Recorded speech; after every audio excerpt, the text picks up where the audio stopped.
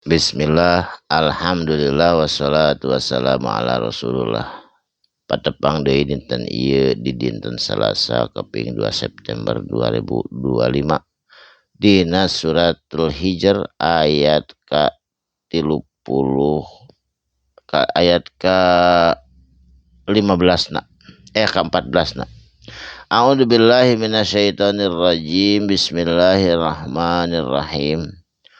Walau fatahna jeung lamun teh mah fatahna dibukakeun ku kami saur Allah alaihim ka jalma-jalma kafir baban kana pintu minas samai pirang-pirang langit tina pirang-pirang langit lamun dibukakeun we hiji panto ku Allah ieu panto langit fadlu mangka langsung tuluy fihi eta umat kafir fihi kana eta bab ya rujun hayang pisan naik sabab didinya seueur pengetahuan seueur keajaiban anu teu acan katingali sararea oge termasuk setan oge hayangeun lamun dibuka eta pintu langit naik.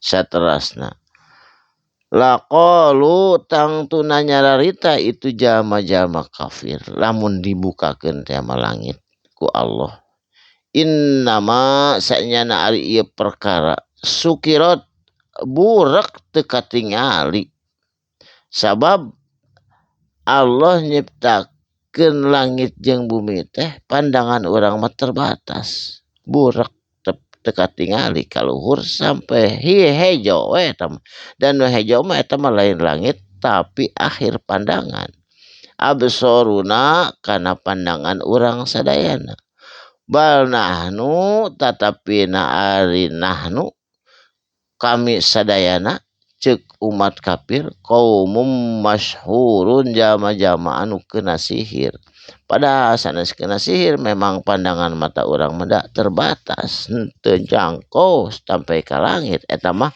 anu hejo mah pandangan akhir. Saterasna kapal ieu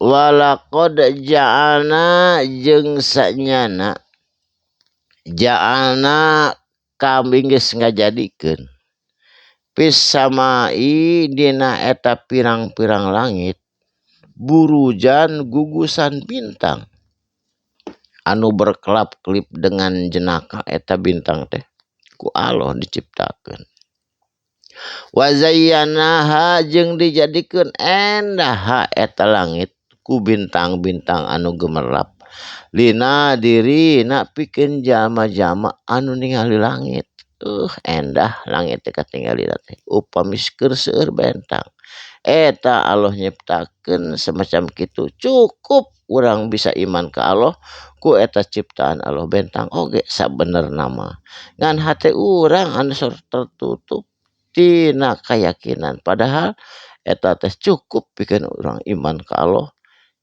nyembah ka Allah ibadah ka Allah anu nyiptakeun bentang gemintang. Saterasna wa hafidnaha jeung tuluy dijaga ha eta bintang gemintang mingkulli syaitoni tina pirang-pirang setan rojimin anu terkutuk anu dibenduan ku Allah sabab nama ke dijaga ku Allah eta bentang illa manistaroko kajaba ari setan mah manis taroko sok nyuri-nyuri sama karena pendengaran karena nguping dialogna malaikat dicaketeun bentang eta malaikat jeung Allah teh sok dialog malaikat sareng malaikat sok dialog di kuping nyuri-nyuri syaiton karena eta pendengaran sabab didugikeun engke ka makhlukna kadukun supaya jiga anu pinter jiga anu nyaho padahal eta teh bisikan setan sok ka langit ngupingkeun dialogna para malaikat.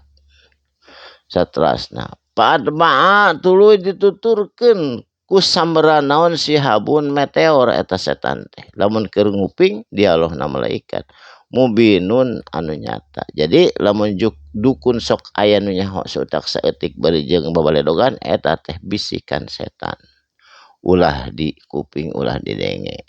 Wal ardo jeung ari muka bumi madadna anu eta sebenarnya buleud, madadna di ha eta bumi jadi lempar katinga ku urang karasana ku urang teh lempar we gitu. Padahal mah hakikatna mah buleud bumi teh. Wal koina jeung dijadikeun ada ditumbuhkeun atawa ditancapkeun fiha dina eta bumi rawasin pirang-pirang pasek nyaeta pasekna teh pakuna teh rawasi gunung. Jadi gunung teh lain tanah anu namru tapi kahanap aya pasak anu nancep anu jadi kuat kana bumi. Pambatna jeung dijadikeun tina eta bumi fiha tina eta bumi mingkuli saban tina saban-saban syai'in perkara naon bage mauzun timbangan anu mizan anu sesuai takdir sadayana oge diciptakeun oleh Allah. Jadi lamun tukang bangunan mizana kitu, lamun dokter mizana kitu, sadayana oge aya ukuranana aya mizana. Waja'alna jeung dijadikeun ku kami lakum pikeun anjeun fiha dina eta bumi maisya kana kahirupan wa malastum jeung lain teh anjeun lahu pikeun eta makhluk birojikin kana rezeki. Nah, jadi lamun masihan ka batur teh sanes ti urang eta teh ngalangkungan tangan urang tapi ti Allah anu dipaparinkeun lewat kerana tangan urang. Sakalimat dua kalimat mugi aya manfaatna. Barakallahu li wa lakum. Shadaqallahul azim. Wassalamualaikum warahmatullahi wabarakatuh.